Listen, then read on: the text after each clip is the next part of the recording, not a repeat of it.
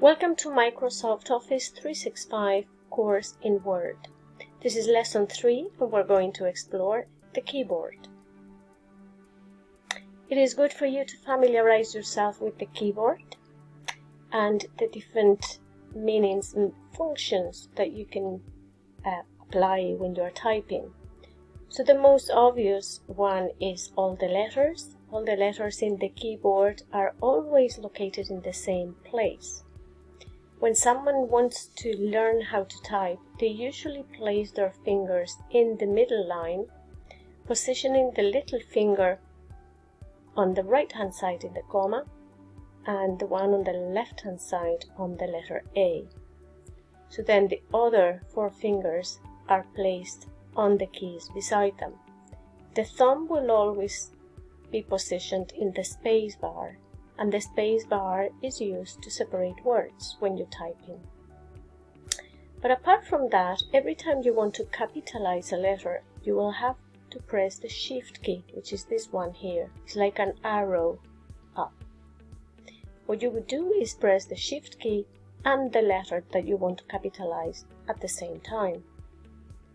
Now, if you want to continuously type with capital letters, then you would have to click on the cap lock. So if you press the cap lock only once, everything will be typed with capital letters. This is the tab, and the tab is used to indent text. So for example, when I have text here that always is looking like on the left hand side, if I wanted to indent a sentence, I just place the cursor in front of the sentence I want to indent and then press Tab. I can do that with every paragraph. Okay, so we move on and we see then the Escape key. The Escape key is really handy for when you make a mistake, you appear to be in a window that you don't want to be in. So pressing Escape will actually go back to where you were before. Another one is the special characters. On the top part of the keyboard you see the numbers from 1 to 0. But on top of those numbers there are special characters, like the $sign or like the asterisk. Those special characters are important because sometimes when you are asked to produce a password, the password is required with special characters. So how do you input a special character is by pressing the Shift key and the particular number. That means that the special character on top of that number will be typed. We move on then to the backspace. The backspace is used to bring paragraphs together closer to where you have another sentence. For example, imagine if I want to make that sentence to bring it to where the Word project is.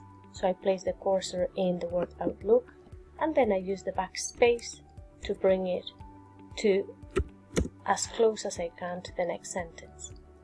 The opposite is true to with the Enter key. The Enter key simply separates paragraphs. So imagine if I want this paragraph separated, I click on the left corner of the mouse and then I press Enter once or twice if I want the space to be bigger.